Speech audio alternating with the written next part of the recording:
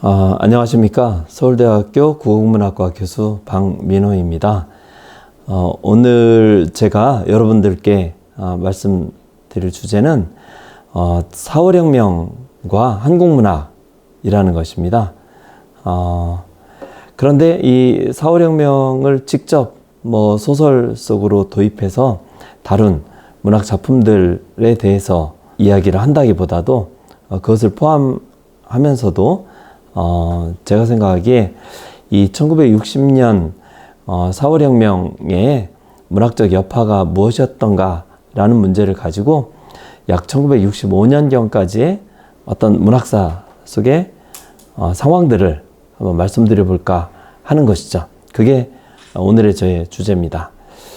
우리가 1960년 4월혁명이 있고 나서 그것의 가장 직접적인 문학적 표현은 역시 뭐니 해도 최인훈 작가의 광장이라고 할 수 있겠습니다.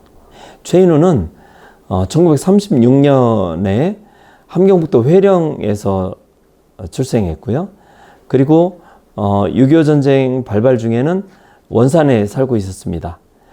그리고 일사후퇴를 앞두고 조금 이따 좀 더 자세히 말씀드리겠습니다만 원산고등학교 1학년 학생이면서 일사후퇴를 앞두고 왜 우리가 잘 아는 역사적 사건 있죠? 흥남철수라고. 근데 그 흥남철수는 많이 알고 있어요. 영화 국제시장을 통해서 그 맨 영화의 첫 장면에 그 배로 많은 사람들이 피난하는 장면이 나오고 그것이 흥남철수다 이렇게 잘 알고 있거든요. 그런데 그 열흘 전쯤에 어떤 서막이라고 해야 될까요? 원산에서도 그와 아주 유사한 그런 철수작전이 있었습니다. 그것을 원산철수라고 하는데 원산철수에 대해서는 사람들은 잘 알지 못해요. 근데 그 원산철수의 와중에서 미군 함정을 타고 부산으로 내려옵니다. 그렇게 해서 이제 남쪽에서 이 삶이 시작되는 거죠. 목포에서 고등학교를 나오고 그 피난지에서 서울대학교에 들어가서 이후에 이제 군에 이제 입대를 하는데 들어가서는 통역 쪽으로 시험을 봐서 통역장교가 됩니다. 이제 그러면서 이제 그 작가로서의 길을 가게 되고 사실 그 최인훈 작가는 나중에 서울대학교를 결국은 졸업을 하지 못했어요. 2018년 그 지금 촬영하고 있는 때로부터 재작년이 될 텐데 재작년 여름에 세상을 떠나셨죠. 그런데 제가 이 최인훈 선생을 작가로서 정말 중요하다고 생각을 해서 어떻게든 이분을 좀 만나봐야 되겠다고 생각을 했고 또 이분의 문학 세계를 좀 기리는데 뭐라도 조그만한 일이라도 해야 되겠다 생각을 해서 제가 그 무렵에 서울대학교 총장님께 돌아가시기 직전에 이분이 그래도 서울대 법대에서 공부한 분인데 6학기를 다니고 졸업을 못 하셨으니 명예 졸업장이라도 좀 드리는 게 어떠냐 이렇게 제안을 드려서 그게 일이 성사가 됐어요. 그래서 돌아가시기 한두 해 전에 그 명예 졸업장을 받으시고 그리고 이제 여름에 그 2018년 여름에 돌아가시게 되었는데 아주 중요한 작가죠. 그런 어떤 군에서 통역장교 생활을 하는 와중에 작품을 써서 등단을 하고 그 안수길의 그 추천을 받아서 등단한 것으로 알고 있습니다. 그리고 나서는 이 최인훈의 작가적인 어떤 그 미래를 발견한 사람은 평론가 이어령 선생이에요. 그분이 새벽이라고 하는 잡지에 그 이 최인훈의 광장이라고 하는 이 소설을 새벽 11월호인가에 전제, 그러니까 그 지금 우리가 알고 있는 광장보다는 조금 작은 분량인데 그것을 전제를 해서 전작 발표라고 하죠. 전작 발표를 하도록 한 것이에요. 근데 이게 참 흥미로운 것이 그렇게 전작 발표를 하는 게 1960년 11월인데 그러면 이 광장이 단행본으로 하나의 책으로 빛을 본 것은 언제냐? 1961년 1월인가 합니다. 제가 그 책을 갖고 있는데 정향사라고 하는 지금은 존재하지 않는 출판사죠. 정양사라고 하는 출판사에서 당연히 세로 글쓰기로 세로 인쇄 방식으로 해서 나왔던 것이에요. 커버도 있는 그런 지금 교과서보다도 좀 작은 책인데 그렇게 해서 세상에 빛을 봤죠. 그런데 제가 생각을 해봅니다. 바로 1961년 5월이 되면 5.16 군사 쿠데타 아닙니까? 그러면 이 책은 바로 그 1961년 1월경이 그때 출간되지 못했으면 아마도 세상에 빛을 보지 못했을지도 모른다. 새벽에 실려 있었던 그 어떤 전작 발표, 잡지 발표 형태의 광장인 것만으로서는 아마 지금까지 이렇게 판을 거듭하면서 정말 1960년대를 대표하는 어떤 장편소설로, 그리고 4.5혁명의 어떤 여파를 대표하는 장편소설로 남지 못했을 것이다, 이렇게 생각을 하는 것이에요. 그만큼 참으로 우리는 한국 문학사에서 어떤 일종의 행운을 맛보았다. 1960년 4.19로부터 1961년 5.16의 그 사이에 어떤 짧은 기간에 이 작품이 발표가 되고 또 단행본으로 발표가 출간이 될 수 있었다는 거, 이거 정말 굉장히 중요한 사건이라고 생각을 하고 있습니다. 그렇게 해서 이제 그 희한한 공간 속에서 빛을 보아서 나중에 이제 판을 거듭하면서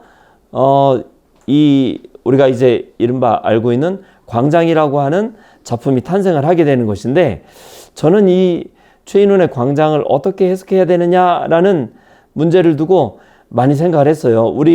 제가 대학 시절에는 1980년대 제가 1984년도에 대학에 들어갔습니다.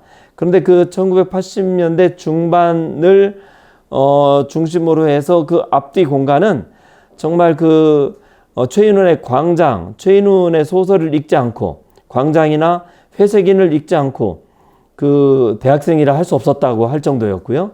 또 김수영의 시집을 읽지 않고 지성인이다, 지식을 추구한다, 지성을 추구한다 라고 말할 수 없는 그런 시대였습니다.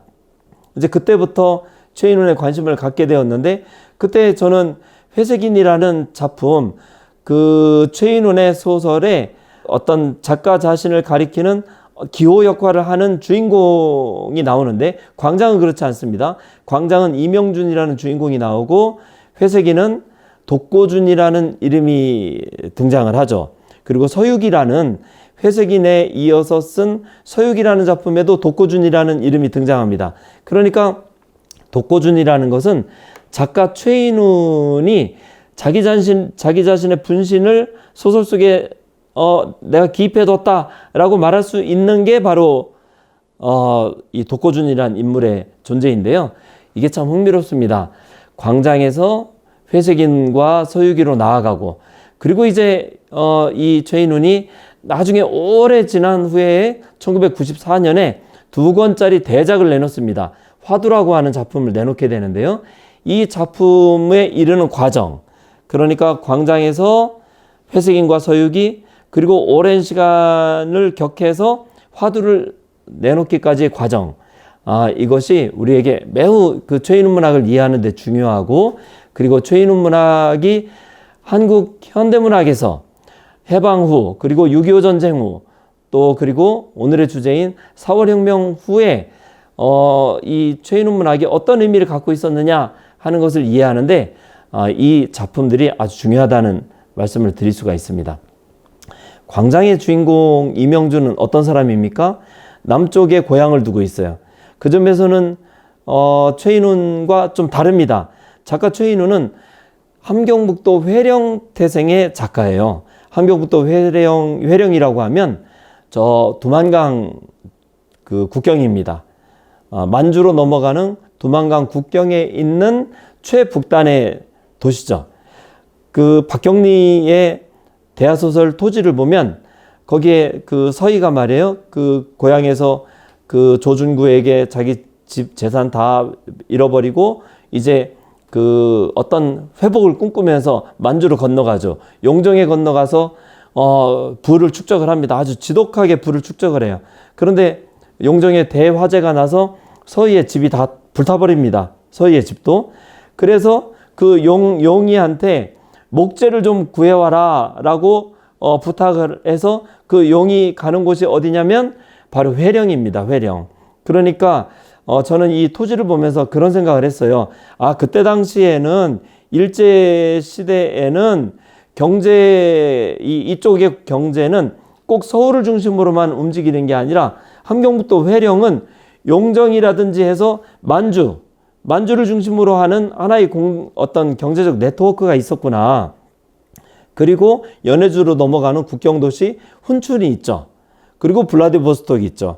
블라디보스톡, 훈춘, 용정, 회령, 그리고 저 함경북도의 또 중요한 도시 청진, 이런 데가 하나의 어떤 경제적 공동체를 이루고 있었던 것을 알 수가 있는데요.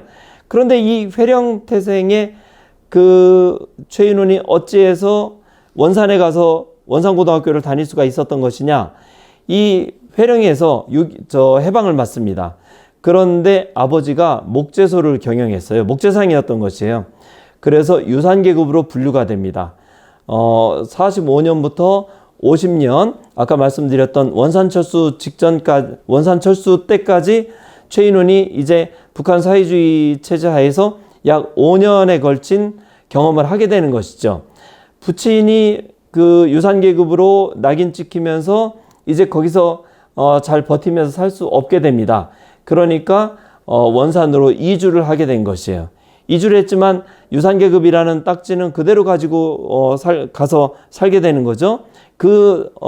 그러면서 소년 최인훈이 겪게 되는 어떤 날것에 가까운 이야기는 화두에 잘 나타나 있습니다.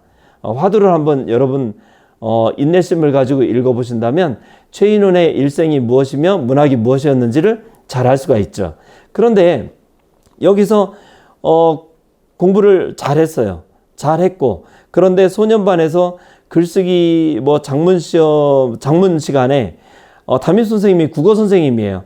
그런데 학교에 대해서 글을 좀 써보라는 그런 이제 과제를 받게 됩니다. 그러니 최인훈은 이제 왜 공부 잘하는 모범생들 정답 내놓기 잘하잖아요. 그러니까 내가 회령에 있을 때 다니던 학교는 참 역사도 오래되고 좋은 학교였었다. 그런데 원산에 와서 새 공화국의 학교를 보니까 이 학교가 좀 신생학교라 그런지 운동장에 돌멩이도 많고 이렇게 건물도 그렇게 변변치 못하고 그렇게 느껴진다. 그러나 이제 모범생은 정답을 내놓을 준비를 한 다음에는 정답을 내놓습니다. 그러나 이것이 우리 신생공화국의 학교니만치 내가 이렇게 애착을 가지고 열심히 학교를 위해서 일해야 되겠다. 그런데 기대와는 달리 이 소년반의 지도교사인 이 국어 선생님이 부릅니다. 문제는 너는 어찌하여 신생공화국의 학교가 너희 마음에 그렇게 들지 않게 보였느냐. 자기 비판을 하라는 것이죠. 정답은 제가 생각하기엔 그렇습니다. 우리 가족이 유산계급의 가족이다 보니까 부르주아적 심성이 뿌리 깊이 박혀서 이 신생공화국의 이 프롤레타리아 공화국의 학교가 그렇게 썩 좋지 않게 보였던 것 같습니다. 이제는 나도 나의 출신 계급을 넘어서서 뭔가 좋은 이 공화국의 인민으로 거듭 태어나기 위해서 애써야 되겠다라는 식으로 얘기를 해야만 그게 자아비판으로서도 아마 이제 정답에 가까운 것이 되지 않았을까 생각하는데 소년 최인훈이 그것을 알 리가 없죠. 마르크시즘 이론을 알 리가 없고 그러니까 여러 번 자아비판을 합니다. 그렇게 해서 아주 어려운 중학교 생활을 하고 고등학교에 진학을 하게 됐어요. 원산고등학교는 일제시대 때 아주 명문입니다. 그런데 그 진학을 해서 보니까 국어 선생님이 이제 국어를 가르치는데 거기에 보면 조명희의 단편소설 낙동강이 1927년인가 8년에 그 발표됐던 조명희의 단편소설이 거기 국어교과서에 실려 있는데 이 낙동강은 어떤 얘기냐면 독립운동, 민중운동을 하던 박성훈이라는 인물이 감옥에 갔다 나와서 로사라는 별명을 가진 여성의 품 안에서 이렇게 이제 거두절미하면 죽음을 이제 생을 마치게 되고 이 로사는 그 박성훈 애인의 뜻을 이어서 독립운동을 하기 위해서 멀리 떠난다는 얘기입니다. 그래서 최인훈이 평생에 걸쳐서 가졌던 고민이 뭐냐? 바로 중학교 때 그 소년반 지도선생의 자아 비판을 요구하는 무서운 얼굴로 대표되는 사회주의와 그 박성훈과 로사의 아름다운, 그 로사는 로자 룩셈부르크의 로사입니다. 그 아름다운 사랑 이야기와 그리고 독립의 어떤 이상을 그 펼쳐놓은 그런 것을 대표하는 사회주의라고 하는 두 개의 아름다운 얼굴의 사회주의와 무서운 얼굴의 사회주의, 이것이 도대체 무엇이냐라고 하는 것이 소년 최인훈의 뇌리 속에 박힌 굉장히 아주 어려운 문제였습니다. 그것이 광장을 낳았던 것입니다. 광장에서 이 주인공 이명주는 아버지가 월북을 했어요. 그러자 형사들이 찾아와 가지고 막 괴롭힙니다. 그런 괴롭힘을 견디다 못해 결국 이명주는 북의 체제를 동경했을지는 몰라도 아버지의 아버지가 향한 곳인 북한 쪽으로 이제 넘어갑니다. 그쪽에서 기자가 돼서 생활을 하고 하는데, 그런데 그가 이명준이 북에서 본 것은 매우 무서운, 환멸스러운, 그리고 진실이 진실대로 통하지 않는 체제의 모습이었습니다. 남쪽에 친일파들이 득시걸거리고 부정부패가 판을 치는 그런 세계를 혐오해서 아버지의 조국을 쫓아 월북을 했지만, 그러나 거기서도 훌륭한 세계를 보지는 못했던 것이죠. 결국은 6.25 전쟁이 발발하고 전쟁에 참전하게 된 이명주는 포로가 돼서 거제도에 가서 포로 수용소에 있게 되는데, 그때 이제 반공포로 석방도 있고 이제 포로 교환이 있지 않습니까? 그때를 맞이해서 이제 묻습니다. 너는 어느 쪽을 택할 것이냐? 남쪽이냐 북쪽이냐? 되게 거제도의 어떤 그 포로 수용소에서 벌어진 그 사태들에 대해서는 우리가 익히 잘 알고 있기 때문에 살고자 하면 정말 그 인민군 포로들의 눈치를 보아서라도 북을 택해야겠다고 할 수도 있고, 그렇지 않고 정말 조금 더 그 남쪽의 체제에서 사는 게 좋겠다고 생각했다면 남쪽을 택할 수도 있는데, 그런데 이 이명주는 일관되게 북쪽에서 묻든 남쪽에서 묻든 제3국, 즉 인도를 택합니다. 인도라는 제3의 나라를 택하는 것이죠. 그리고는 그 인도로 가는 그 타고르호 배가 남진해를 지날 때 거기서 실종되고 만다는 것이 바로 광장의 줄거리인 것입니다. 이런 소설이 북으로 월북을 하고 또 월남을 하고 하는 이런 것들이 어떻게 소설 속에 등장할 수 있느냐? 이승만 체제의 일관된 특히 6.25 전쟁을 거쳐서 아주 일색화되다시피 한 반공주의의 물결 속에서는 도저히 존재할 수 없었던, 나타날 수 없었던 소설이 바로 광장인 것이고, 그렇기 때문에 또한 5.16 쿠데타가 있은 이후에 어떤 공포스러운 분위기 속에서도 역시 이런 소설은 등장할 수가 없었겠죠. 이런 의미에서 광장은 정말로 4.19가 낳은 가장 우리 문학사의 큰 사건이라고 할 수가 있겠는데요. 저는 이 문제를 또 여러 번 또 곱씹어 봤습니다. 도대체 최인훈이 이렇게 제3국행이라고 하는, 왜 북도 남도 아닌 제3국이라고 하는 것을 택한다는 이런 이야기를 심어놓을 수 있었던 것일까? 이게 굉장히 저한테는 하나의 고민거리였고, 거기서 제가 얻은 하나의 잠정적인 결론 중에 하나가, 최인훈은 바로 이북의 고향을 두고 이북에 5년 동안 그 사회주의 체제를 경험했던 사람으로서, 아까 말씀드렸듯이 미군 함정을 타고 부산으로 내려와서 이제 남쪽에서의 생활을 하게 됐던 그런 작가다라는 것이, 거기에 뭔가 해답의 열쇠가 있겠다고 생각을 했었습니다.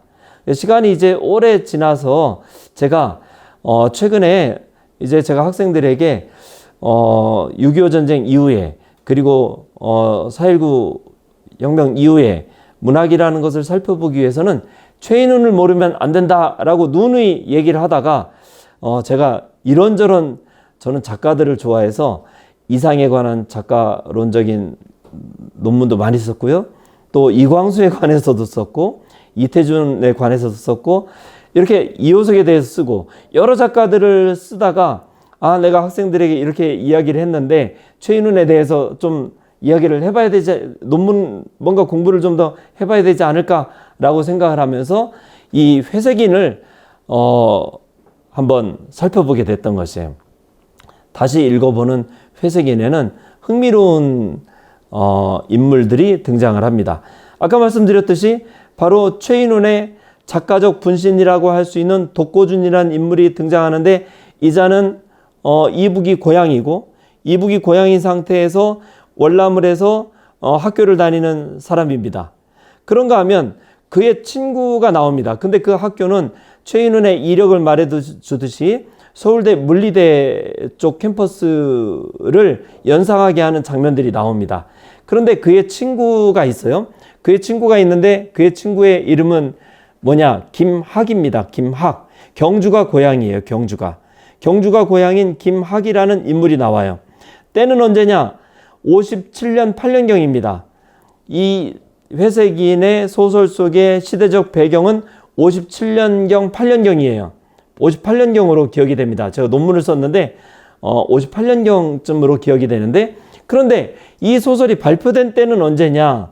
1962년경쯤 됩니다. 62년에 이 소설을 썼고 그리고 그 연작으로서 64년경인가에 서유기를 쓰는데, 그렇다면 이 이야기는 무슨 뜻이 되냐면 4월 혁명이 실패로 돌아간 것을 이미 알고 있는 입장, 알고 있는 시점에서 5.16이 지나서 5.16 쿤데타로 4.19가 미완의 혁명으로 끝나고 그러면서 많은 사람들이 좌절에 빠져 있을 때, 무기력에 빠져 있을 때, 무기력이라고 말한다면 조금 지나치겠습니다만 이 시점은 뭐랑 비슷하냐면 우리가 그 3.1운동 굉장히 중요하게 여기잖아요. 제가 올해가 3.1운동 작년이었나요? 3.1운동이 100주년이었죠. 그러니까 얼마나 중요한 때입니까? 그런데 그때 제가 생각한 게 있습니다. 3.1운동은 역시 몇몇 연구자들이 얘기하듯이 3.1운동이라고 부르기보다도 3월 혁명이라고 불러야 된다. 바로 이 3월 혁명의 뒤를 이어서 그 영향으로 인해서 비로소 상해에서 임시정부가 4월 11일에 수립될 수 있었던 것이죠.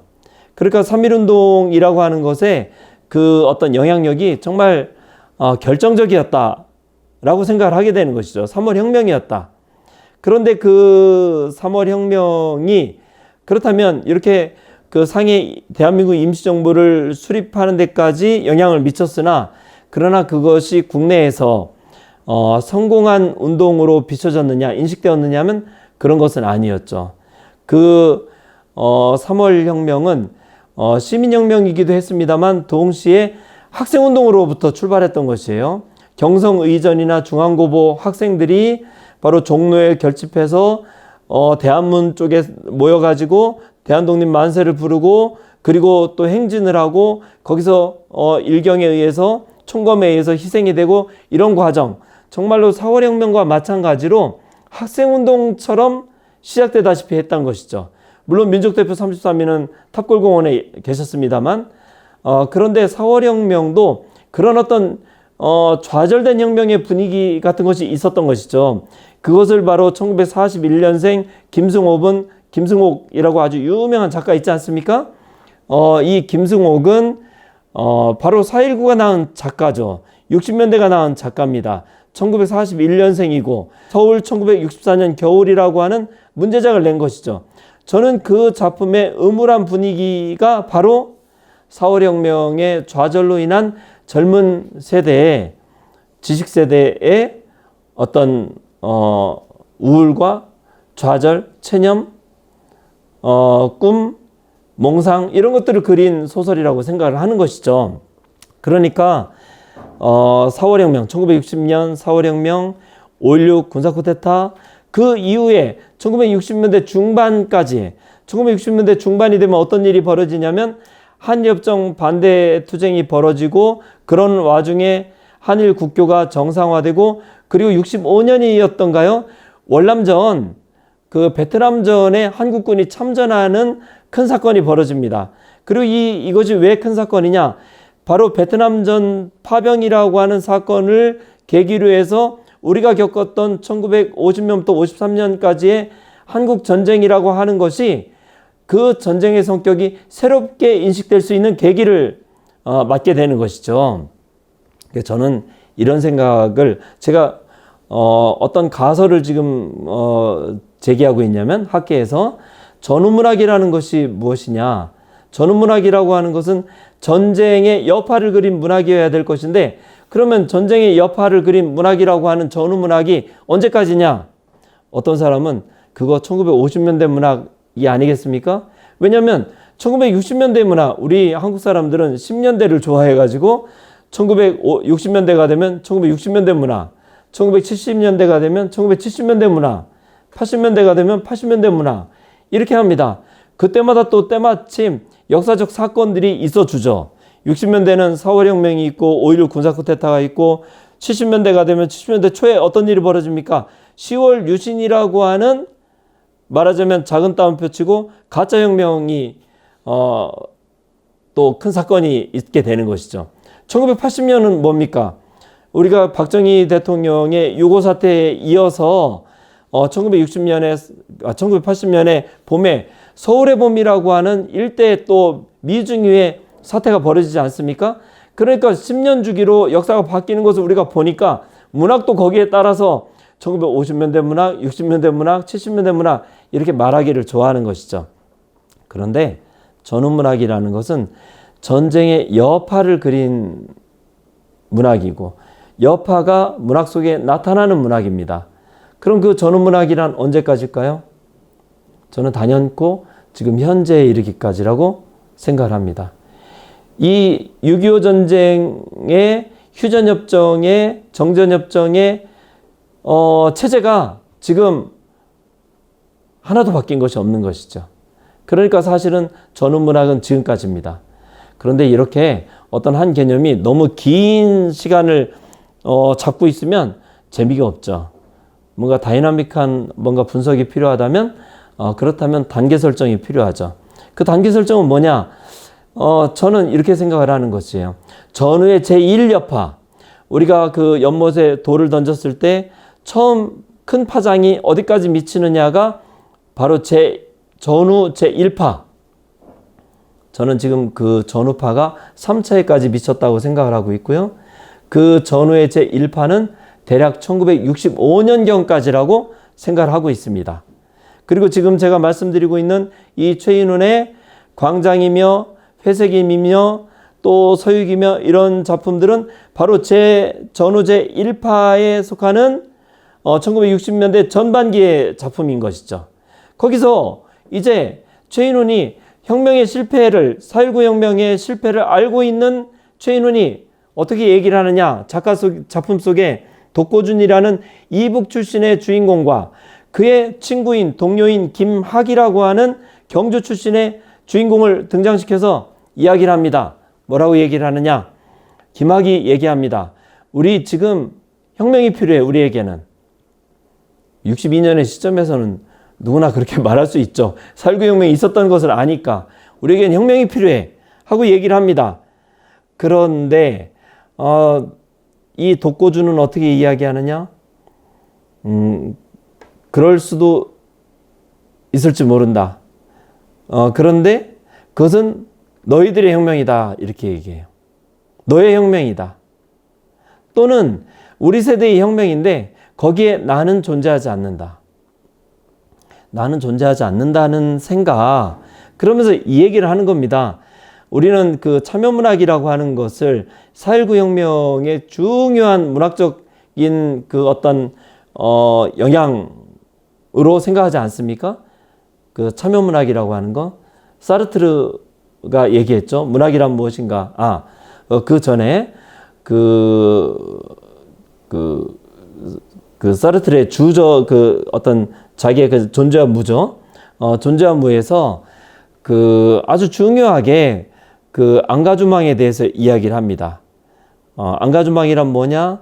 바로 그 상황 속에 자기를 긴박시켜서 구속시켜서 그 속에서 무엇인가를 행위하는 것, 무엇인가 기투하는 행위를 하는 것, 자기를 던져서 무엇인가를 하는 행위를 우리가 안가주망이라고 얘기를 하고, 그것이 이제 사르트르가 문학이란 무엇인가에서 시와 산문을 구별하면서 바로 산문이라고 하는 것은 참여하는 것이다, 안가주망하는 것이다.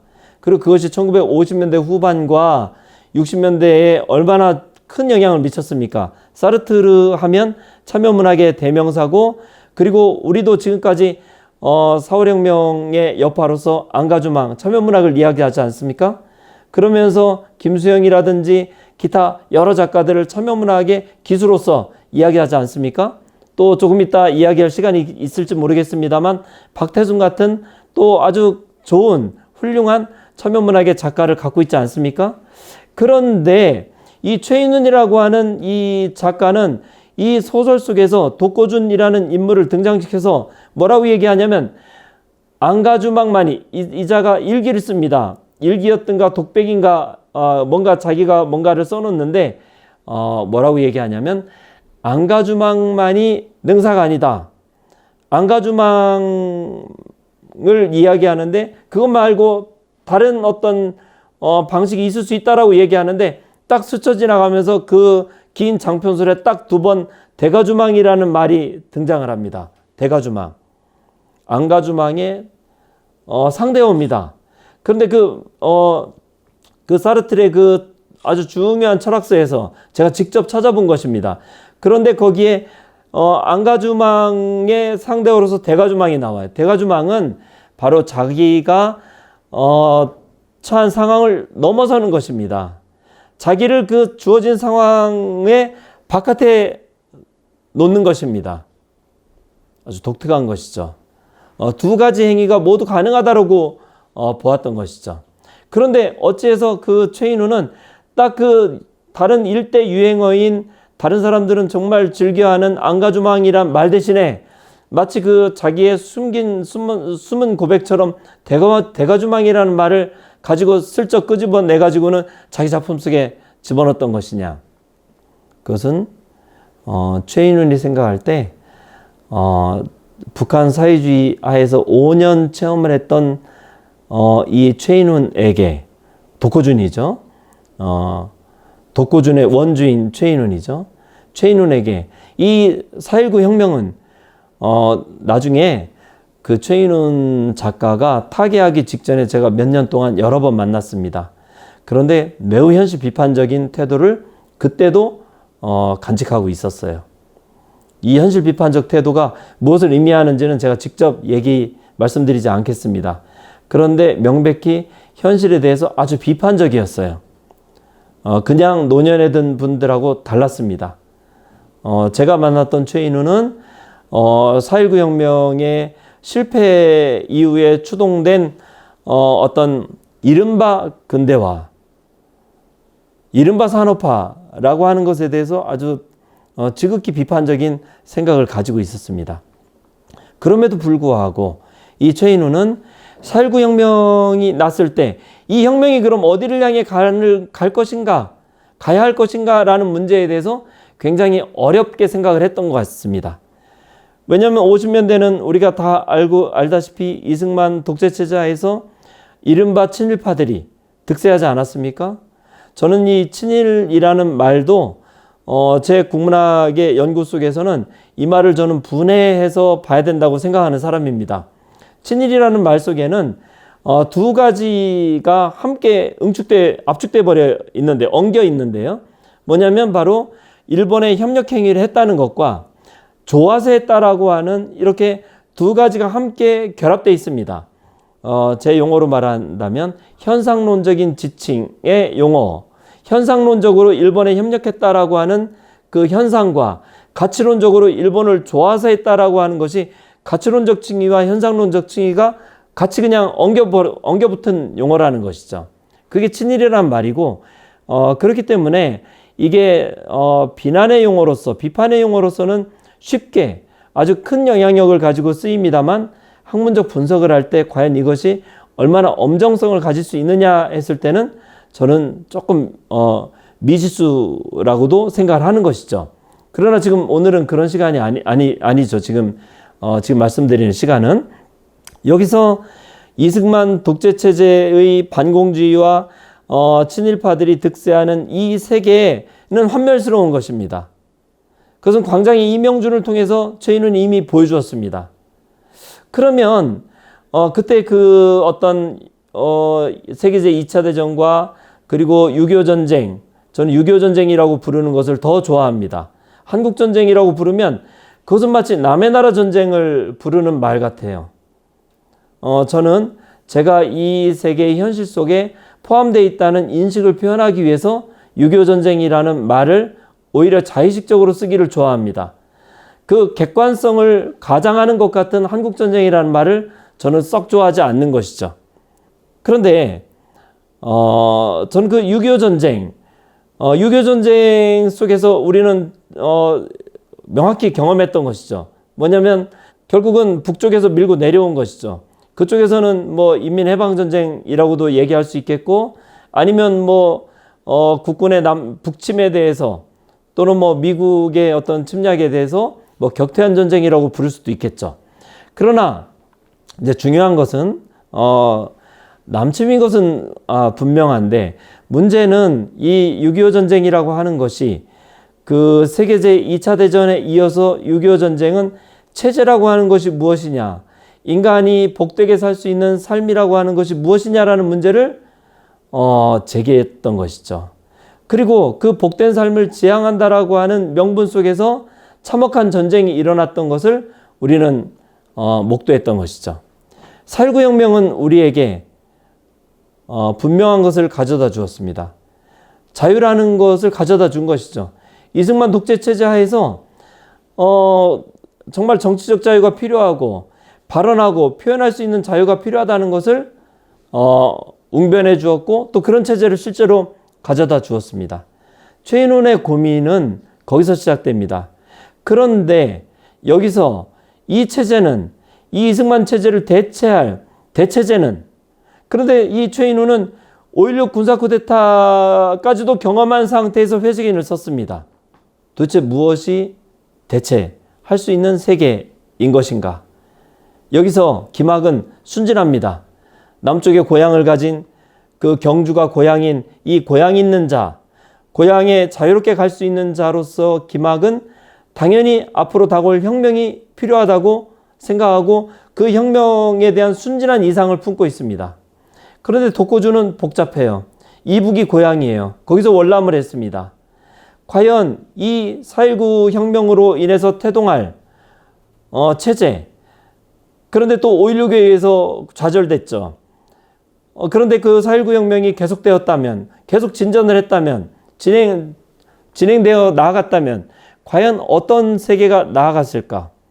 이북이 고향이었던 최인훈은 북한의 사회주의 체제에 대해서도 어떤 이른바 반공 콤플렉스라고 이렇게 넓게 규정할 수도 있을지 모르는 어떤 고민을 안고 있었습니다.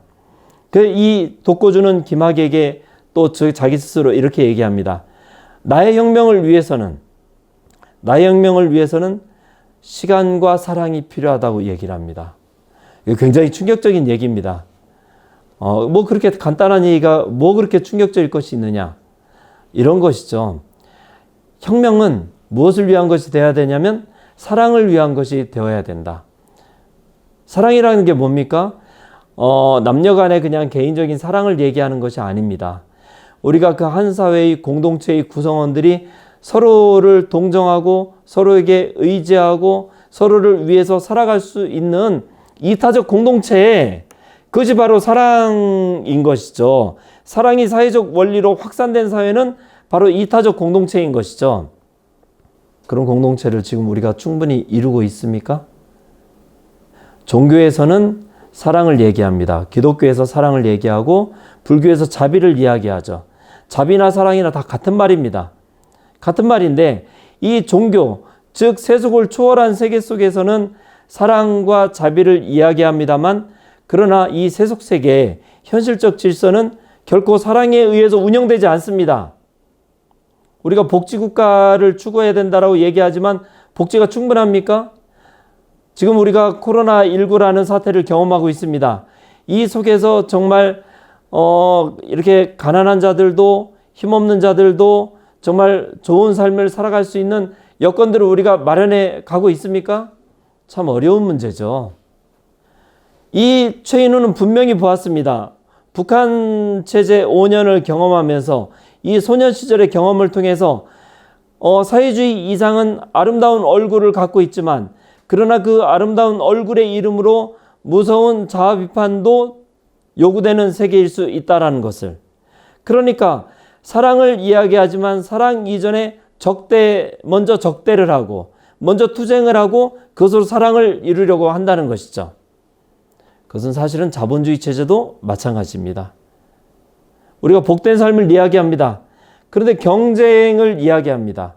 경쟁이 불가피하고 경쟁 속에서 우리가 살아남아야 되고, 그러면 우리가 복된 세계를 이룰 수 있다라고 얘기합니다. 경쟁이 뭡니까? 다른 말로 다윈식으로 얘기하면 스트러글입니다. 무엇을 위한? 서바이벌을 위한, 생존을 위한 투쟁인 것이죠. 최인우는 독고준의 입을 통해서 그렇게 얘기합니다. 우리에게 진정 필요한 것은 사회주의나 자본주의라는 이념이 아니다. 이념의 이름이 아니라 사실은 사랑인데, 그럼 왜 시간이냐? 왜 시간이 또 필요하냐? 그것은 우리 인간들이 바로 사랑을 세속화할 수 있는 그런 체제, 사랑이 세속화된 체제, 사랑이 사회를 움직이는 어떤 그 근본 원리로서 원활하게 작동되는 체제를 발명해내기 위해서는, 발명이죠. 발명해내기 위해서는 뭐가 필요하다? 지금 우리 머리로서는 틀렸어. 우리의 상상력으로서는, 우리의 성의로서는 틀렸어. 우리에게는 아직 더 많은 시간이 필요해. 이게 최인훈이 말한 시간의 의미입니다. 그래서 시간과 뭐가 필요하다? 사랑이 필요하다고. 나의 혁명을 위해서는. 김학, 너는 당면한 이승만 체제를 타도하고 그리고 새로운 민주정부를 세워라. 그것은 너의 혁명이야. 나도 그거 동의해. 그런데 내가 꿈꾸는 진정한 혁명은 그것을 더 넘어서는 것이야. 도대체 민주주의가 뭐지? 민주주의는 어떻게 움직이는 것이야? 너희들은 아직 그 질문을 하고 있지 않잖아. 젊은 최인우는 그 혁명을 요구하는, 그 이승만 체제에 맞서서 새로운 혁명을 요구하는 시대적 분위기에 대중적 압력을 받고 있었습니다. 그러니까 큰 목소리로 말할 수 없었어요. 내가 말하고자 하는 것 안가주망이 아니야. 진짜는 나는 대가주망 속에서 시간과 사랑이 필요해. 그것을 가지고 나의 혁명을 발명해, 너희들을 위해서 내가 새로운 혁명을 고안해 발명해 놓을 테니 너희들이 이걸 가져다 쓸 수 있을 때를 나는 기다려. 얼마나 고독한 생각입니까? 최인훈에게. 그것이 바로 회색인이라고 하는, 그게 검은 것도 흰 것도 아닌 회색, 내가 회색적 존재라고 하는 것에 그 독고준의 의미였던 것이죠. 저는 이거 깊이 되새겨야 된다고 생각을 합니다. 그런데 이제 바로 이어서 서유기가 있습니다. 서유기에는 또 독고준이 나오는데 그 경원선을 탑니다. 제가 최근에 경원선 따라 산문여행이라고 해서요, 일제시대 때 만들어 놓은 철도예요. 1910년에 착공해서 14년에 완공됐으니까 사람들은 철도하면 근대화를 상징한다고 생각하고, 그러니까 일제가 우리한테 근대화를 가져다 주었다 이렇게 생각을 합니다. 근데 그것은 1절만 생각하는 것이고 2절을 생각하지 않은 것이에요. 원래 그 철도를 구상해서 생각했던 것은 원래 구한말에 대한제국 정부입니다. 1896년이었어요. 그러자 독일이며 프랑스며 미국이며 일본이 막 달라들어서 부설권 달라고 합니다. 99년까지 안 주고 한국의 어떤 회사를 세워서 철도를 부설하려고 합니다. 그런데 그것을 강제로 뺏어서 자기 것으로 만들어버린 게 일본입니다. 그러니까 우리에게 있어서 근대화라는 것은 우리들의 능동적이고 주체적인 노력이 서구 열강과 특히 아서구라고 주장하는 일본의 폭력에 의해서 좌절 분쇄되면서 왜곡되게 진행된 과정이 바로 우리의 이른바 근대화라는 것이었던 것이죠. 그런데 그 경원선은 그래도 일제강점기 때는 사람들이 기차를 타고 원산까지 갈 수 있지 않았습니까? 1964년에 서유기라는 그 작품에서 최인훈이 이 경원선을 타고 의식의 여행을 합니다. 우리가 의식의 흐름의 수법이라는 게 있지 않습니까? 소설에서 여행을 떠나는데 그 경원선의 각 역들 말이죠. 철원을 지나서 월정리가 있죠. 월정리를 지나면 또 평강이 있습니다. 평강 지나면 삼방이 있고 모두 35개 역이 있는데 말이에요. 1941년까지 41년경까지 35개 역이 있었습니다. 또 거기에 서광사역을 지나고 안변을 지나고 이렇게 하면 이제 원산에 다다르게 됩니다. 그런데 그 꿈속에서 의식의 흐름을 통해서 이 최인훈이 제2의 고향이라고 할 수 있는 원산으로 거슬러 올라가는 여행, 그것은 6.25 전쟁의 소년체험으로 거슬러 올라가는 과정입니다. 그때 유산계급의 일원이었던 최인훈은 이제 6.25 전쟁이 발발하자 미군이 엄청나게 원산을 폭격을 합니다. 오죽하면 원산 폭격이라는 말이 다 생겼겠습니까, 여러분? 원산을 엄청나게 폭격하는데 거기서 소년 최인훈의 아이러니가 하나, 비극적 아이러니가 있습니다. 원산 폭격이 성공해야만, 원산 사람들이 많이 죽어야만 최인훈의 가족은 살아남을 수가 있다라고 하는 지독한 아이러니. 그 아이러니의 현장으로 이 청년이 돼서 작가가 된 최인훈이 거슬러 올라가는 여행이 바로 서유기입니다. 원산은 영어로 어떻게 됩니까? WONSAN 이렇게 되겠죠? 이니셜이 W잖아요. 그러면 WC로 간다라고 거기에 소설에 나와 있습니다. 그런데 W라는 말이 참 재밌습니다. 동쪽은 영어로 뭡니까? 이스트죠, 이스트. 서쪽은 뭐죠? 웨스트죠. 그런데 경원선의 원산은 여기 서울에서 어느 쪽으로 가야 되는 거냐면 동북쪽으로 가는 겁니다. 동쪽으로 가면서 북쪽으로 올라가는 겁니다. 그러니까 적어도 동유기가 돼야 되는데 서유기라고 이름을 붙인 것이에요. 서유기란 어떤 소리냐? 중국 고전이죠. 당 현장법사가 손오공, 저팔계, 사오정을 데리고 불경을 구하러 서역으로 떠나는 얘기 아닙니까? 깨달음을 위한 경전을 구하러 가는 길이죠.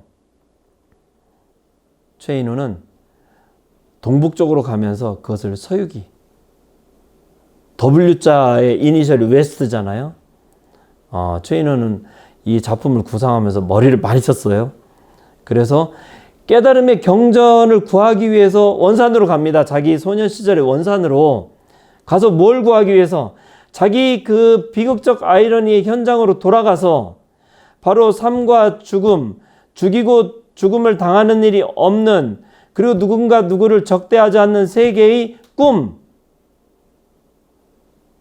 그것은 어떻게 꿀 수 있는 것이냐? 어디로 우리 사회가 어디로 가야만 그런 꿈을 꿀 수 있는 것이냐? 저는 이 적대와 사랑이라는 문제가 지금 이 시대에도 생생한 고민의 대상이 될 수 있다고 생각을 하고 있습니다. 우리는 누구나 할 것 없이 이상을 이야기하지만 이상을 말하기 위해서 적대를 말합니다. 아주 중요한 문제죠. 저는 여러분, 최인훈을 통해서 4.5혁명이 꿈꾸었던 어떤 자유의 이상, 민주의 이상이라고 하는 것이 그 뒤에 기다리고 있을 어떤 현실의 엄혹함 속에서 과연 이념, 이상이라고 하는 것이 세계를 어떻게 잘 만들어갈 수 있느냐? 또는 어떤 순수한 이상이라는 것을 가지고 과연 그것을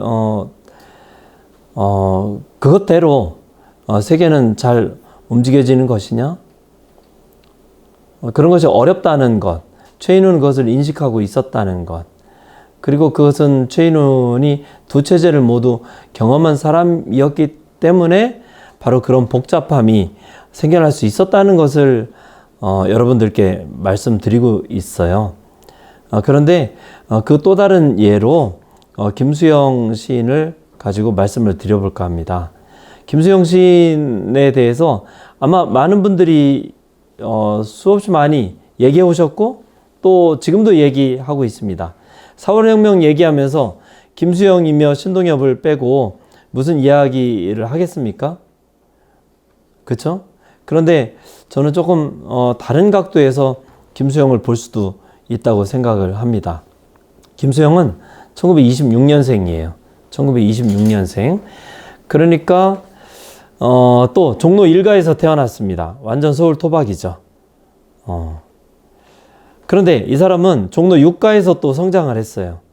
근데 종로 6가는 어떤 곳이냐면 낙산 밑입니다. 낙산 밑. 서울을 얘기할 때 4개의 산에 둘러싸여 있다라고 얘기하지 않습니까? 북쪽에는 북악이요, 동쪽에는 낙산입니다. 서쪽에는 인왕산입니다. 남쪽에는 남산이죠. 이렇게 4개의 산에 의해서 둘러싸인 그것을 서울이라고 하죠. 그런데 낙산 밑이 내 고향이다 라고 말한 일제시대에 비평가이자 시인이 있었습니다. 임화죠, 임화. 김수영은 임화를 아주 좋아했습니다. 해방이 되고 나서 김수영이 문학의 길로 나아가고자 했을 때 연극을 하려고 했었죠, 처음에는. 그런데 문학으로 나아가고자 했을 때 제가 그 김수영의 초기 시풍을 봤을 때는 이 사람은 두 사람의 영향이 보입니다. 하나는 단연 임화고요. 또 한 사람은 누구냐? 조지훈입니다. 청록파 시인 조지훈인 것이죠. 최근에 어떤 연구에 따르면 말이에요. 박인환도 그렇고 김수영도 그렇고 박인환이 1948년에 신시론 동인지를 내고 박인환은 1926년생입니다. 제가 아까 금방 잘못 말씀드렸나요? 김수영은 1921년생이고요. 박인환이 1926년생입니다. 그런데 이 박인환은 평양 의전을 다니다가 해방이 되자 그것을 그만두고 서울로 와서 종로 1가에 마리서사라고 하는 서점을 세웠죠. 이 박인환의 놀라운 진군에 대해서는 제 논문을 보시면 좋을 텐데요. 그런데 48년에 이 박인환이 신시론 동인지를 내고 49년에 새로운 도시와 시민들의 합창을 냅니다. 근데 우리가 알다시피 48년은 남북한의 각기 단독정부가 수립되었던 해고, 그러니 49년이 그렇게 우리 민족사에서 좋은 해일 수가 없지 않습니까? 그런데 새로운 도시와 시민들의 합창, 뭐가 새로운 도시라는 거지? 뭐가 시민들의 합창이라는 거지? 이 문제는 많이 생각을 해봐야 되는 것이죠. 그것은 박인환이 생각했던 어떤 문병사의 비전과 관련이 되어 있습니다. 어쨌든 오늘의 중심 얘기는 김수영이니까요. 김수영은 그렇게 박인환, 자기보다 5살 아래인 그 박인환이 주도하는 해방공간의 시사 속에서, 시단 속에서 묻혀 지내다시피 했다고도 볼 수 있고요. 암중 모색을 했던 것이죠. 그런데 이 김수영은 임화가 월북을 했지 않습니까? 해방 이후에 46년인가 월북을 했어요. 일찍 조선공산당이 불법화되고 좌익운동이 불법화되는 동안에 그 과정에서 월북을 했는데, 그러니까 막연하게나마 김수영에게는 임화라든지 이런 박인환도 김수영도 다 전향선언을 했습니다. 우리가 그때 당시에 보도연맹이라고 있지 않았습니까? 48년에 단독정부들이 수립된 다음에 남쪽에서 대한민국 정부 수립된 다음에 일종의 좌익색출 그리고 좌익청산이라고 하는 것이 굉장히 중요한 주제가 됐습니다. 그래서 몇몇 연구자들이 연구해놓고 해놓은 걸 보면 박인환도 보도연맹 전향선언했고, 그리고 김수영도 그런 것을 볼 수가 있습니다. 그들이 사회주의 의식을 갖고 있었느냐 여부와는 상관없이 어쨌든 전향선언 같은 것을 했던 것을 볼 수가 있는 거죠. 6.25가 납니다. 임화가 서울로 다시 내려옵니다. 그래서 한청 빌딩에 조선 문학가 동맹 해방 직후에 세웠던 단체를 다시 간판을 내걸고 아직 도강에서 피난 가지 못한 또는 숨어있는 문학인들을 향해서 나오라고 했습니다. 김수영은 제가 봤을 때 해방공간부터 6.25 전쟁 발발할 때까지의 김수영의 문학적인 어떤 이력을 보면 어떻게 보면 참 미미합니다. 우리가 생각하는 김수영이라고 할 수 없을 정도로 미미하기 때문에 문학인 나와라 했을 때 안 나가도 그만이었다고 생각을 합니다. 그런데 김수영에게는 이 사회주의라고 하는 것이 매우 궁금했던 것 같아요. 그래서 나갑니다. 거기 가서 이제 북한 인민군 그리고 조선문학가 동맹이 주도하는 교육도 받고 그리고 이제 종군을 하라고 하니까 문학인들 종군하라고 하니까 처음에는 김수영은 어디서 제가 최아림이 쓴 김수영 평전이거나 어디선가 본 이야기입니다. 자기는 아주 의기충천해서 작은 따옴표 치고 의기충천해서 낙동강 전선으로 내려갈까 생각을 했었습니다. 그런데 가면 생사를 정말로 뛰어넘게 되죠. 정말로 뛰어넘게 됩니다. 그러니까 안성 정도로 지원을 했습니다. 안성이면 당시로는 낙동강 전선이 형성되어 있는 지점으로 보면 상당히 후방 지역이라고 볼 수 있으니까 자신의 신변을 좀 걱정한 지원이라고 할 수 있을 텐데 그런데 전세가 급박하게 변하지 않습니까? 9월 15일에 메가더가 인천 상륙작전을 펼치고 그래서 구입할 수복이 됩니다. 그러자 이 인민군이 이 자신들이 교육하던 이 문인들을 전부 끌고 북쪽으로 이동을 합니다. 김수영은 어디까지 가냐면 평안북도까지, 평안북도 개천까지 인민군을 따라 후퇴하는 것을 볼 수가 있습니다. 그리고 거기서 이것은 추측입니다. 그런데 단순한 상상이나 추측은 아니고 역시 몇몇 곳에 있는 어떤 기록들의 근거에서 추론을 합니다. 거기서 개천 쪽에서 김수영의 시에 나와 있습니다. 부상 전쟁에서 돌아온 국군상병 여러분께라고 하는 그런 시 제목이 정확한지 모르겠습니다. 근데 그 시에 보면 자기 자신이 개천 근방에서 북이든가 그래요. 그런데 거기서 북원이든가 그렇습니다. 그런데 거기서 소년 훈련병들한테 얻어맞으면서 모질게 대우를 받으면서 군사훈련을 당하던 그런 것을 회상하는 이야기가 나옵니다. 근데 그런 것만이 아니에요. 이 사람이 어떤 얘기를 하냐면 도망을 가다가 내무서원들, 우리식으로 얘기하면 경찰서죠. 그러니까 그쪽이 북한 지역이니까 내무서원들한테 불시에 잡힙니다. 잡혀가지고 소련제 군복과 총을 묻어놓은 소련제 군복과 총을 찾아내고서야 사흘 밤낮이 걸려서 찾아내고서야 내가 목숨을 구할 수 있었다는 얘기가 시에 나옵니다. 저는 그 대목이 참 이해가 잘 안 갔어요. 그래서 도대체 어떻게 된 거야? 김수영은 어떻게 해서 거기서 어떻게 탈출을 했다는 것이야? 이렇게 이제 생각을 해보게 됐던 것이죠. 그런데 최아림이 쓴 김수영 평전을 읽다 보면 어떤 얘기가 나오냐면 어머니가 이제 전쟁에서 돌아온 김수영에게 묻습니다. 아들아, 너도 총을 쏘아보았느냐? 사람을 죽여보았느냐? 이렇게 얘기를 합니다. 그러자 김수영 유족들이 또 항의를 할까 무섭습니다. 이것은 저의 단순한 추론일 뿐이고 김수영에 대한 어떤 평가도 담고 있지 않습니다, 여러분. 그런데 그러자 김수영이 어머니에게 어머니, 전쟁에서는 내가 남을 죽이지 않으면 내가 죽음을 당합니다 라고 얘기를 합니다. 이 대목이 참 의미심장합니다. 저는 이렇게 추론을 하는 것이에요. 소년병들한테 모진 학대를 받으면서 군사훈련을 마저 받았습니다. 그런데 이제 평양을 지나서 북상에 오는 국군과 마주치게 됐겠죠. 전투에 투입됐겠죠. 그러나 뭐 며칠 그 군사훈련 받은 걸로 뭐 견딜 수나 있겠습니까? 더군다나 이제 인민군은 그야말로 퇴각 그 일로에 있었지 않습니까?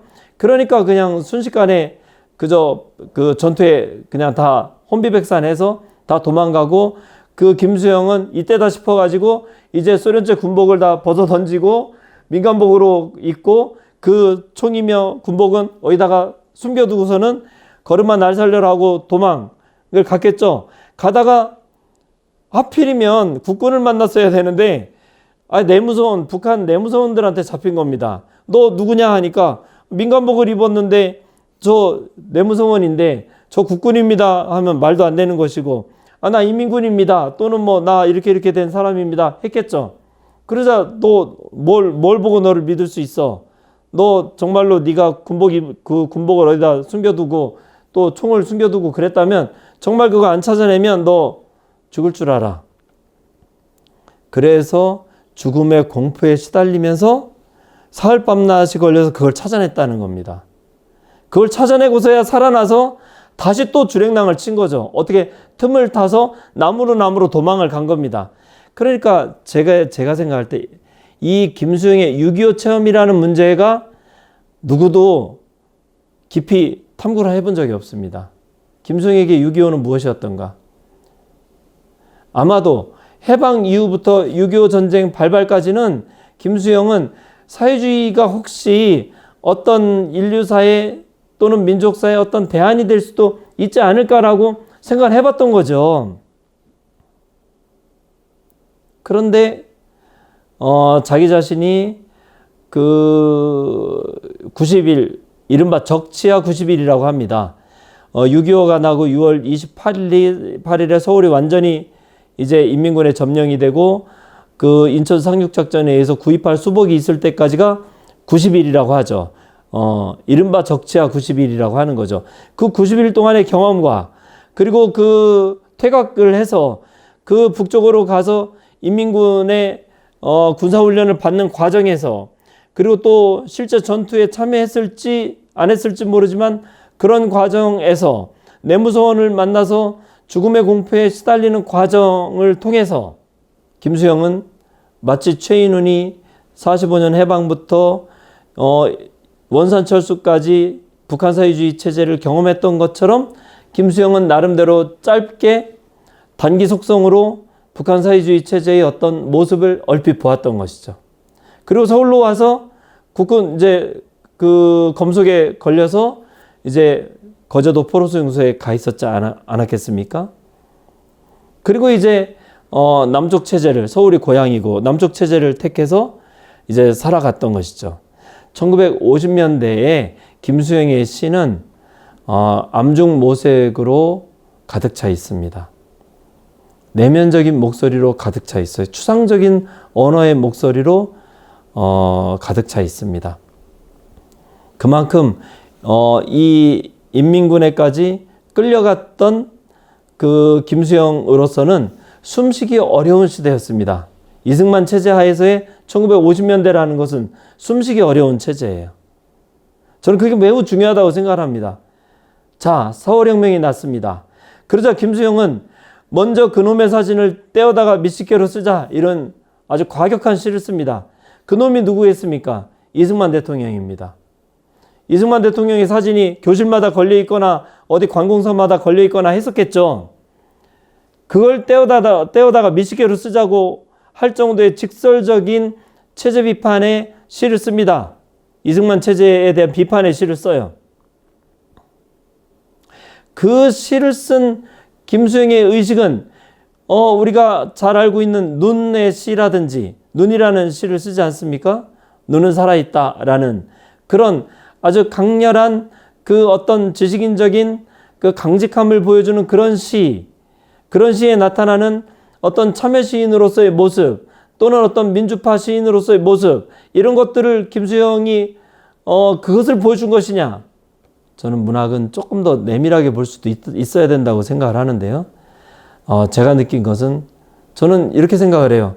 김수영은 이제 나 살았구나.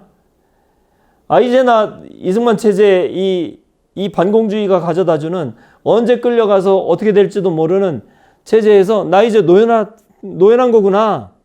그 안도감이 아주 높은 격정적인 직설적인 목소리를 가능케 했다고 저는 생각을 하는 것이죠.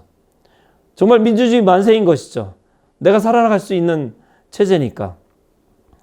근데 어떻게 됐습니까? 바로 뒤이어 5.16 군사 쿠데타가 벌어졌습니다. 제가 박순녀라고 하는 지금도 살아계신 여성 작가가 있습니다. 90 몇 세십니다. 근데 그 박순녀라는 작가가 쓴 어떤 파리에 관한 글을 제가 쓴 적이 있어요. 문학의 오늘이라고 제가 그 잡지, 문학 잡지 편집위원이기도 한데 거기에 그 비교적 짧은 그 어떤 파리에 관한 해설의 글을 썼습니다. 그 어떤 파리는 어떤 얘기냐? 거기에 보면 이 박순녀라고 하는 작가, 이북이 고향입니다. 남편은 누구냐면 김희석이라고 하는 실비명이라는 작품으로 잘 알려진 또 평양이 고향인 작가입니다. 그런데 여기에 어떤 시인, 이 어떤 파리라고 하는 작품에 보면 동베를린 사건이 또 하나의 배경이 되어 있기도 한데요. 그런데 거기에 한 시인의 이야기가 나옵니다. 5.16 혁명이 나자 자기 집으로 도망을 왔더라는 겁니다. 그게 누구냐? 바로 그 모델이 김수영입니다.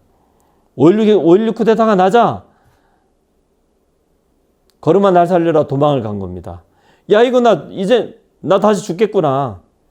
5.16을 직감한 것이죠. 이건 이승만 체제의 다시 재판이다. 새로운 판본이다.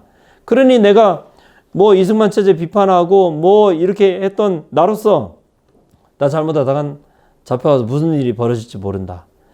그런데 김희석은 이북이 고향이고 월남한 사람이고 서정소설을 쓴 사람이기 때문에 이 사람 누가 의심할 사람이 없습니다. 그 김수영이랑 친한 것도 몰랐을지도 모르죠. 그러니까 거기로 숨어 들어간 겁니다. 거기서 일주일인가를 있었는데 잡으러 올 줄 알았던 경찰이 잡으러 오질 않습니다. 이 박정희 체제에서 잡으러 와도 마땅할 텐데 잡으러 오질 않아요. 그러니까 별일 없나 하고서 살살 나온 겁니다. 세상을 나왔어요. 세상 밖으로 나온 겁니다. 그러면서 다시 그의 목소리는 잦아 들어가면서 내면적이 됩니다. 그런데 그런 김수영이 쓴 시 중에 전향이라는 시가 있습니다. 전향이라는 건 정말로 전향이에요. 전향이라는 것은 어떤 사상을 가졌던 자가 다른 사상으로 바꾸는 게 전향 아닙니까? 대개는 사회주의 사상을 가졌던 사람이 어떤 사상적인 폭력, 억압이나 이런 권력의 어떤 폭력에 의해서 그것을 이렇게 그 사상을 버리겠다고 전향각서 쓰거나 뭐 전향서 쓰고 그 사상을 버리고 뭐 민족주의 사상, 국민 사상으로, 국가 사상으로 다시 이렇게 탈바꿈하겠다고 하는 것이 그게 이제 전향인데 김수영의 아무도 잘 주목하지 않는 시 중에 전향이라는 시가 있는 겁니다. 일본의 진보적 지식인들은 중국을 잘 비판하지 않는다는데 참 재미없는 일이다. 소련을 잘 비판하지 않는다는데 참 재미없는 일이다. 이런 얘기를 그런 얘기를 시를 씁니다. 그게 무슨 얘기일까? 근데 그 앞에 그런 시를 쓰기 전에 말이에요. 김수영이 영어를 참 잘했어요. 그리고 외부 세계를 향해서 눈이 항상 열려 있었습니다. 그리고 김수영에게 있어서는 아까 이마 얘기도 말씀드렸고 6.25 때 체험도 말씀드렸지 않습니까? 김수영에게 있어서는 도대체 사회주의는 어떤 체제냐라는 것에 대한 늘 관심의 촉수가 있었어요. 그래서 영어판 잡지에 실린 글 중에 피터 비어레크라고 하는 미국 사람인가 캐나다 사람인가 미국 사람으로 기억되는데요. 그 사람이 쓴 소련 방문기를 2회에 걸쳐서 연재를 합니다. 피터 비어레크라는 사람이 소련에 어떻게 해서 그 사람도 약간 좌파여서 그랬는지 철회장막 속으로 소련을 철회장막이라고 하지 않습니까? 중국은 주계장막이라고 하죠. 들어가서 경험을 했던 겁니다.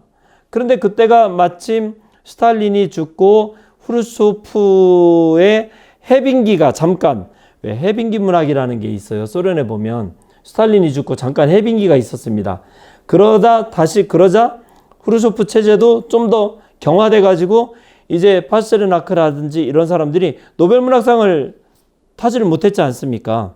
노벨문학상 수상자로 결정됐는데 조국을 버릴래, 노벨문학상을 버릴래.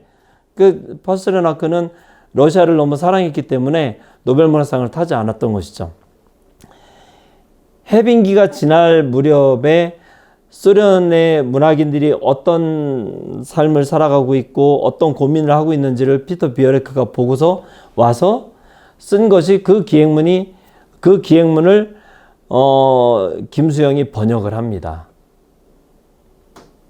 김수영에게 있어서 고민이라는 것은 이 이승만 체제의 자본주의 이것이 아닌 것은 분명한데 박정희 체제의 이 군사정부의 체제가 이승만 체제의 또 다른 판본일 것은 분명한데 그런데 그러면 인류사의 미래는 민족사의 미래는 한반도는 어디로 가야 되는 것인가? 소련 같은 것인가? 중국 같은 것인가? 어렵다는 것이죠. 그 어려움 속에서 김수영은 굉장히 깊이 고민을 합니다. 그리고 중요한 것은 자유라는 것이에요. 김수영이 자유를 참 많이 얘기하지 않습니까? 나중에 김수영이 1968년에 세상을 뜨는데 자유에 대해서 얘기를 하고 특히 이어령과 불온시 논쟁, 이른바 불온시 논쟁이라는 것을 얘기를 합니다. 내 책상 서랍 속에 불온시가 많이 있다. 불온하게 여겨질 시가 많이 있다. 그런데 이런 시들이 마음 놓고 발표될 수 있는 그런 자유로운 사회여야만 그것이 정말로 민주사회라고 할 수 있다. 좋은 사회라고 할 수 있다. 이렇게 얘기를 합니다. 이어령이 답변을 하죠. 뭐라고 반박하냐면 당신은 그렇게 자유로운 시대가 되어야 훌륭한 문학도 나올 수 있다고 얘기하는데 러시아 제정시대 짜르 시대 때 얼마나 독재체제였느냐. 그런데 그때 톨스토이고 도스토옙스키고 위대한 문학을 낳았지 않느냐. 그러니까 정치적 자유가 정치적 민주주의가 꼭 위대한 문학을 갖다 주는 것만은 아니야. 둘이 논쟁을 벌이던 와중에 김수영이 교통사고로 세상을 떠나지 않습니까? 불의의 교통사고로.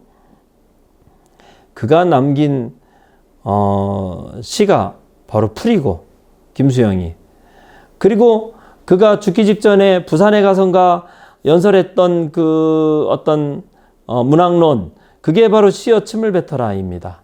시어 침을 뱉어라는 아주 그 안가주막 문학의 그 어떤 선언문처럼 사람들이 인식되고 있어요. 시는 온몸으로 쓰는 것이다. 머리로도 가슴으로도 아니고 온몸으로 온몸을 밀고 나가는 것이다. 이런 얘기가 나옵니다. 이것을 이 시가 마치 어떤 느낌을 주냐면 서로 스크럼 짜고 앞으로 나아가는 느낌을 줘요. 이미지가 그렇죠. 그래서 사람들이 많이 이것을 안가주망의 문학론으로 많이 얘기를 했고 저도 1980년대에 김수영이 시어 침을 뱉어라 얼마나 강렬한 제목에 얼마나 강렬한 그 문구를 담고 있습니까? 그런데 김수영은 그 앞에 같은 단락 안에서 처음 인용한 사람이 누구라고 말씀 안 드리겠습니다. 처음 그것을 인용한 사람이 앞에 같은 단락 안에서 첫 두 문장을 인용을 하지 않았어요. 생략했어요. 앞에 뭐라고 되어 있냐면 새로운 시를 쓰기 위해서는 지금까지의 시를 모조리 파산시켜야 된다. 혹은 파산시켰다고 생각해야 한다. 시는 온몸으로 쓰는 것이다. 온몸으로 온몸을 밀고 나가는 것이다. 이렇게 나가는 거죠. 앞에 두 문장이 생략돼 있어요. 그러면 새로운 시를 쓰기 위해서는 이게 중요합니다. 내가 지금까지 시라고 믿었던 것, 진짜 시라고 믿었던 것, 가치 있는 시라고 믿었던 것을 버리고 그것을 파산시키고 그것을 무화시키고 할 때만 정말 진정으로 새로운 시를 쓸 수 있다는 거죠. 이것은 김수영의 자기 시의 혁명에 관한 얘기입니다. 내가 어떻게 새로운 시를 쓸 수 있겠는가? 그것은 내가 지금까지 생각했던 믿음을 버리고 지금까지 그럴 수 있다고 생각했던 상식을 버리고 새로운 것을 향해서 새로운 가치를 향해서 고민과 모색을 통해서 시의 혁명을 의식의 혁명을 이룰 때 비로소 진짜 혁명을 이룰 수 있다는 것이죠. 김수영의 사상적인 선택은 단지 그냥 사회주의가 아닙니다. 그렇다고 사회주의가 아니기 때문에 자본주의냐? 김수영이 자유를 말했기 때문에 자본주의냐? 그냥 자유민주주의냐? 그런 것이 아니죠. 김수영의 자유라는 말 속에는 굉장히 큰 것이 함축되어 있는 것이죠. 체제를 선택할 수 있는 자유, 어떤 바람직한 사회를 향해서 그것에 관해서 어떤 제재도 없이 사유할 수 있는 그런 자유, 이런 것을 의미했던 것입니다. 근데 사람들은 그 자유라는 말을 끝없이 축소시키고 그 자유라는 말을 작게 만들고 보잘것없이 만들고 그리고 거기서 어떤 진보적 의식도 덜어내버리고 그렇게 자유를 말하는 것이죠. 그럼으로써 마치 그때 우리가 말하는 자유는 흔히 말하는 자유민주주의의 자유로 그냥 관용어로 축소돼 버리는 것이죠. 정치적 함의로. 그것도 특정한 정치적 함의로 축소시키고 마는 것이죠. 1942년 작가 중에 박태순이라고 있습니다. 그분이 작년인가 세상을 떠나셨죠. 그분이 세상 떠나시기 직전에 어디 사셨냐면 수안보에 사셨습니다. 충주 지나서 수안보라고 있지 않습니까, 여러분? 수안보 온천하는 수안보예요. 저는 그분 만나러 인터뷰하러 수안보 온천이라는 데를 처음 가봤습니다. 삼천리 연탄이 있었지 않습니까? 삼천리표 연탄이 있는데 삼천리 연립주택에 살고 계셨어요. 5층에. 너무너무 초라하게 살고 계셨어요. 근데 그분이 말하자면 4.19 세대입니다. 무너진 극장이라고 하는 임화수의 극장이 불에 타는 분노한 시민들에 의해서 불에 타는 이야기가 그 줄거리를 이루고 있죠. 그분의 그 서울대학교 영문과 물리대 학생으로서의 4.19 체험이 그대로 거의 그냥 실사되다시피 그렇게 해서 4.19부터 4월 26일 이승만 정부가 무너질 때까지의 그 어떤 사적인 체험의 기록이 쓰여진 체험의 기록을 쓴 소설이 바로 박태순의 무너진 극장입니다. 박태순은 나중에 70년대에 자유실천 문인협의회에서 일을 했고, 그리고 제가 참 좋아하는 게 정든딱 언덕 위라는 그 소설집 말이에요. 외촌동 연작이 들어있어요. 외촌동 연작. 외촌동 사람들에 관한 연작. 그 외촌동이 어디냐고 제가 박태순 선생님께 여쭤봤습니다. 그게 제일 궁금해요, 저는. 작가를 만나면 이게 무대가 어딘지, 언제 쓰셨는지, 저는 작가에 대한 연구를 참 좋아합니다. 그랬더니 거기는 놀랍게도 신림동이야. 신림동이라고 말씀하시는 거예요. 저는 어디 성남 옛날 광주나 이런 70년대에 윤은길의 소설에 아홉 켤레의 구두로 남은 산에 이런 소설의 그 배경을 이루는 광주나 이런 좀 더 떨어진 곳일 줄 것일 거다 이렇게 생각을 했는데 그분이 거기 배경은 신림동이다 이렇게 말씀하시는 것이었어요. 그런데 이분은 나중에 국토순례에 관한 산문집도 많이 내셨죠. 이 무너진 극장을 잘 읽어볼 필요가 있습니다. 거기에 마지막 구절들이 아주 생생합니다. 그때 그렇게 그 시민들이 민주주의를 위해서, 정의를 위해서 극장을 불태우고 그렇게 무엇인가를 향해서 내달렸던 그 무질서 속에서 무엇인가를 잉태하려고 했던 그런 세계의 문제의식, 그런 세계를 향한 문제의식은 아직 실현되지 않았고 유산되었고 그것을 하룻밤의 꿈으로, 그 극장이 무너지고 극장이 불에 타던 하룻밤의 꿈으로 치부하고자 하는 사람들의 세계가 여전히 계속되고 있다는 게 이 무너진 극장의 이야기, 마지막 구절의 이야기입니다. 4.5혁명은 무엇이냐? 문학 속에서 4.5혁명은 무엇이냐? 그것은 분명히 민주주의의 꿈이었고 또 지금 제가 말씀드리는 자유의 꿈이었고 그것을 저는 더 넓게 얘기한다면 복된 세계의 꿈이다라고 말씀드릴 수 있다고 생각을 합니다. 그런데 그것을 절대 어떤 특정한 정치 체제의 이름으로 어떤 특정한 이념의 이름으로 축소시키지 말 것. 그런 것으로 4.5혁명의 이념을 사울혁명의 바람을 우리가 작게 만들 수 있다고 생각하지 말 것. 우리에게 그런 사울혁명이 꿈꾸었던 세계가 우리에게 이미 어떤 현실태로서 주어져 있다고 생각하지 말 것. 그것은 진행 중이고 현재의 싹이 있으되 나중에 꽃이 피고 열매가 맺어질 수 있는 그런 것이라고 생각할 것. 진정한 문학인들은 바로 그렇게 생각했다고 저는 판단하고 있습니다. 오늘 사울혁명과 사울혁명의 문학에 관한 저의 이야기가 이로써 충당이 되었는지 모르겠습니다. 감사합니다.